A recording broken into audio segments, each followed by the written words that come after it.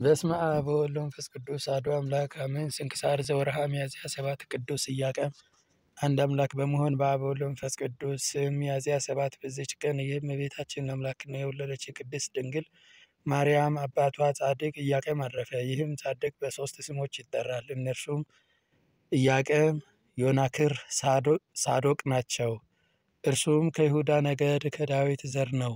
ይህም የአልዓዛር የኤልዩድ ልጅ ኢያቄም በትውልድ ሐረግ እስከ ሰሎሞንና እስከ ንጉሥ ዳዊት የሚደርስ ነው። ይህም በዙፋኑ የሚቀመጥና ለዘላለሙ በእስራኤል ዘሥጋ በእስራኤል ዘነፍስ ነግሶ የሚኖር ከዘሩ ሊሰጠው ጌታ የማለለት ነው። ሚስቱ ሐናም መካን ሆነች። ሁለቱም ወደ እግዚአብሔር አዘውትረው ይጸልዩና ይማልዱ ነበር። እግዚአብሔርም ልመናቸውን ተቀብሎ ይህችን ጣፋጭ የሆነች መልካም ፍሬን ዓለምን ሁሉ ከራብ ነፍስ ያዳነች ሰጣቸው። መሪር የሆነ ገዥነትንም ከሁሉ በእርሷ አስወገደ። ለዚህም ጻድቅ ኢያቄም ለክብር ባለቤት ክርስቶስ አያት መሆን ተገባው። ድንቅ ስለሆነ ሥጋዊ ከልጁ ስለመወለዱ ነው። እግዚአብሔርም በእመቤታችን በቅድስት ድንግል ማርያም መወለድ ደስ ባሰኘው ጊዜ በልቦናው ደስ ብሎት መሥዋዕትን አቀረበ። ከላዩም ከወገኖቹም ልጆች ኀፍረትን አስወገደ። አምላክን የወለደች እመቤታችን ቅድስት ድንግል ማርያምን ጡት ካስተዋት በኋላ ለእግዚአብሔር እንደተሳሉ ተሸክመው ወደ እግዚአብሔር ቤተ መቅደስ ወስደው አስገቧት። ጻድቅ ኢያቄም ጥቂት ዘመን ኑሮ በሰላም አረፈ። የከበረች በረከቱም ከሁላችን የክርስቲያን ወገኖች ጋር ለዘላለሙ ትኑር አሜን። በዚህች ዕለት የሰማዕታት አጋቦስና የተውድራ ደግሞም የቢልዮን ገዳም የአባ ሙሴ ልጅ የአባ መቅሩፋ መታሰቢያቸው ነው። እግዚአብሔርም በጸሎታቸው ለዘላለሙ ይቅር ይበለን አሜን።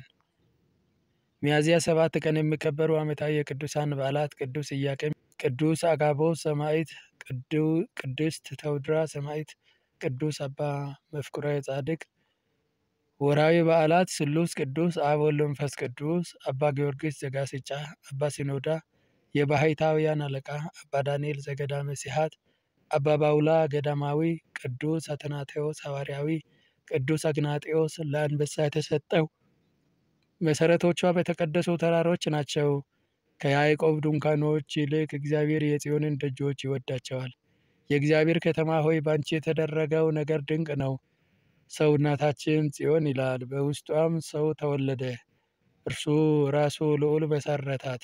መዝሙር 86 1-6 ጌታዬ ሆይ ከብልጽግናቸው ብዛት የተነሳ ብዙ መባ ካገቡት ይልቅ የድሃይቱን አነስተኛ መባ እንደተቀበለ ለሁል ጊዜ የሚያገለግሉ አእላፋት መላእክትን እያሳሰቡ በችግሬ ጊዜ የማቀርብልን ምስጋና ተቀበል። እናንተም ቅዱሳን ነቢያት፣ የወንጌል ሰባኪያን ሐዋርያት፣ ሰማዕታትና ጻድቃን፣ ትጉሃን መላእክት፣ ፍጹማን ደናግል እንዲሁም ደጋጎች መነኮሳት ሆይ ልጅ አዋቂ ሳይለይ የምንሰበሰብበትን የጉባኤ ቦታ ባርኩ። ይህን መጽሐፍ ወረቀት አዘጋጅቶ ብራና ደምጠው የጻፈውና ያጻፈው ከግዕዝ ወደ አማርኛ የተረጎመውን ቃለ ንባብን በእርጋታ መንፈስና በተመስጦ ሕሊና ያዳመጠ በደለኛን ሁሉ የምታስምር የጌታ እናቱ በማርያም ጸሎት ኢየሱስ ክርስቶስ በአንድነት ይማረን አሜን። ወስብሐት ለእግዚአብሔር ወለወላዲቱ ድንግል ወለመስቀሉ ክቡር አሜን። ይቆየን።